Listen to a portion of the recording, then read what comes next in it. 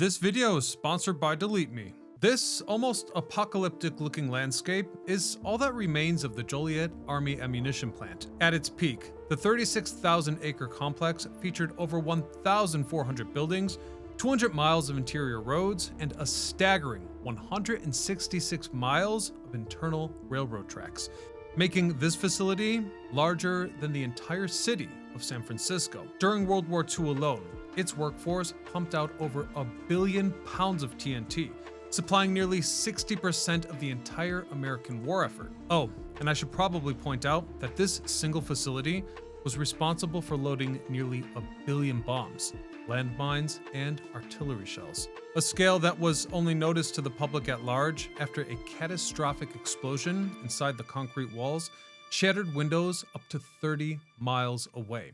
So how did such a quiet patch of Illinois farmland turn into one of the largest, deadliest munition factories on Earth, and why is it now totally abandoned?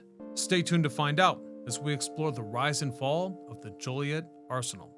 I'm your host Ryan Sokash, and you're watching It's History.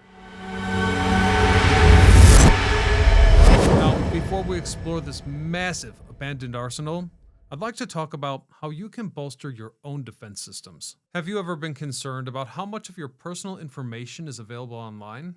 Well, you should be, since every year, data brokers are making billions by gaining legal access to users' information, such as phone numbers, email addresses, and home addresses. And oftentimes, they sell it to scammers. This leads anyone with an online presence at risk to identity theft, scams, and harassment.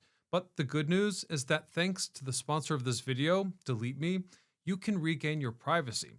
Delete Me is a subscription service that locates your information and removes it from shady search sites. I've been using it for years and take comfort in knowing that things like my old addresses and even photographs have been removed from hundreds of data broker sites. This service is a surefire way to reduce the risk of your valuable data falling into the wrong hands. Delete Me has been trusted by individuals in various prestigious careers, such as judges, political representatives, medical professionals, podcasters, influencers, and journalists. So if that sounds good, use my code SOCASH or click the link in the description for 20% off Delete Me. Go to joindeleteme.com/SoCash, activate your plan, and reclaim your privacy. Don't wait until someone else misuses your data. Protect yourself now. Remember, online protection is essential for all online users. The longer you don't take action, the more at risk you are of exposing that information to the wrong people. Thanks to Delete Me for supporting the channel, but now, back to our story. Let's go back to 1939, when Europe was erupting into World War II, and back home, military planners in Washington realized something deeply unsettling. The United States was radically unprepared. Basically, authorities realized that if the nation was pulled into a global conflict, the army didn't have enough factories to manufacture the basic high explosives needed to protect the nation. Hence, the U.S. Ordnance Department put together a checklist for a brand new kind of weapons facility. First off, it had to be situated far inland to evade potential enemy air raids. It also had to be surrounded by ample open land and hooked directly into major rail networks so that it could move heavy payloads to their destination fast. In other words, the Midwest was the obvious choice to host this facility. Jackson Township, Illinois, checked every single one of those boxes. Yet, there was just one problem. People lived there. Regardless, the war was the priority. So in late 1940, the federal government used eminent domain to seize a territory over 36,000 acres large. With that, more than 450 farm families, some whose ancestors had plowed those fields as far back as the 19th century pioneers, were given forced payout checks and handed orders to pack up and vacate by March 1st, 1941. Interestingly, amidst this chaotic land grab, the displaced farmers fought back on one specific point, forcing the military to promise that it wouldn't disturb the historic family cemeteries.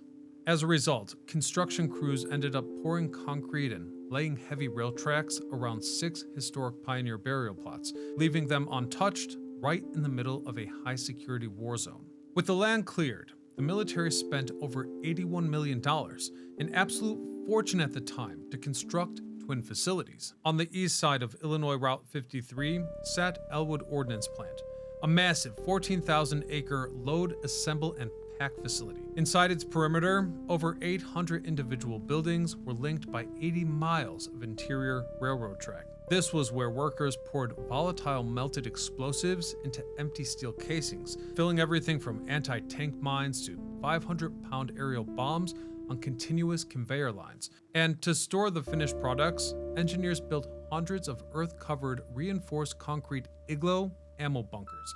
These were scattered across wide security buffers to ensure that if one detonated, it wouldn't set off a chain reaction. On the west side of Route 53 sat the Kankakee Ordnance Works, a sprawling 22,000-acre chemical complex dedicated purely to manufacturing raw explosives from scratch. Divided into distinct manufacturing lines designated TNT A, B, and C, Kankakee featured enormous brick nitration plants, acid recovery towers, and purification facilities connected by over 80 additional miles of dedicated tracks. Together, the twin facilities basically formed a self-contained industrial megacity, linked by 166 miles of rail and over 200 miles of paved and gravel roads. And all of this was protected by miles of chain-linked fence, guarded towers, and controlled entry points.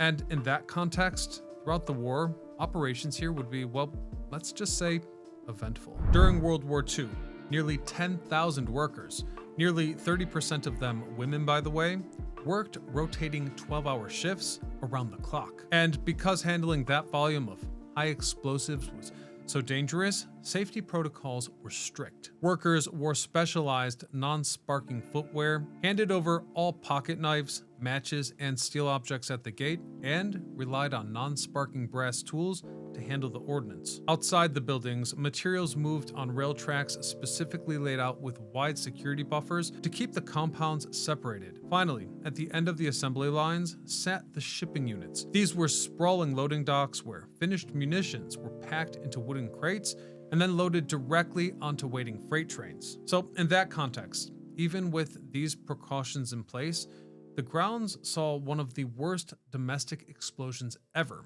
on July the 5th, 1942, at precisely 2:41 a.m. In the loading sector, 68 workers were undertaking the then routine work of packing heavy anti-tank pressure mines into rail cars. For context, each mine was packed with a volatile fuse booster. This was a sensitive explosive compound designed to ignite the main payload, and by the time of the incident, 2 boxcars were already packed to the brim with this stuff, and a third was nearly full. As a combined total, they carried over 12,000 live mines, an aggregate force equivalent to more than 62,000 pounds of TNT. So, seemingly out of nowhere, a blast inside the shipping bay set off a catastrophic chain reaction, detonating all 3 freight cars simultaneously. The force of the explosion instantly vaporized building number 10, leaving behind nothing more than a 12-foot deep crater in the concrete floor. The shockwave blew out windows up to 30 miles away in places like Kankakee and Joliet, with residents in Chicago and as far away as the Wisconsin border, nearly 100 miles away, reporting what felt like a major earthquake. In the end, 48 personnel were lost instantly, with 16 completely vaporized, to the point that only their personal jewelry and wallets were recovered. This remains the single deadliest ammunition plant disaster in United States history. Yet, as shocking and devastating as that was, the war effort, well, it couldn't stop. Within days, crews cleared the smoking crater. Building 10 was rebuilt, and the assembly lines resumed loading artillery rounds. In fact, according to some sources, many widows of the fallen men took up jobs on the very same assembly lines where their husbands had died. The plant pushed on throughout the end of the war, setting nationwide output records until November of 1945. With Japan's surrender, the military officially merged the Elwood and the Kankakee sites into a single operational entity, the Joliet Army Ammunition Plant. And then, the wartime complex was put on standby, but it wouldn't stay idle for long. In 1952, with the outbreak of the Korean War, the military officially brought the Joliet Arsenal back online. This is where the Department of Defense poured millions into modernizing the complex, introducing things like partially automated shell loading equipment that boosted efficiency while reducing on-site manpower. Furthermore, thousands of civilian workers returned to the facility, reactivating the heavy artillery lines to produce thousands of 155mm and 8-inch shells, the type of things needed to break the brutal, dug-in trench warfare. However, once the 53 armistice calmed that war down, production was scaled back again, keeping the plant on idle standby throughout the mid-1950s. However, that relative calm ended in the mid-1960s as the US escalated its military involvement in Southeast Asia. And with that, the Joliet Army Ammunition Plant was driven into its highest production rates since World War II. Though by the 1970s, production began to taper off drastically as US forces withdrew from Vietnam. It also needs to be mentioned that the modern warfare landscape had fundamentally shifted. Advanced precision-guided munitions were replacing the need for sheer volume, and so managing the aging, labor-intensive industrial complex was costing taxpayers millions of wasted dollars every year. So it was, in 1976, chemical workers shut down the lines, ending TNT production at Joliet permanently. The following year, military planners pulled the plug entirely, officially deactivating all remaining manufacturing and packing lines. Just like that, nearly 8,000 personnel were laid off, bringing an abrupt end to more than 3 decades of continuous military production. This closure left 36,000 acres of concrete bunkers, massive chemical vats, and endless rail track to sit completely abandoned ever since. However, the story doesn't end here, as the military had left behind a hidden disaster that would take decades to uncover. By the late 1970s, the facility found itself in a rapid state of decay, and it was around this time that a dark environmental reality began to unfold.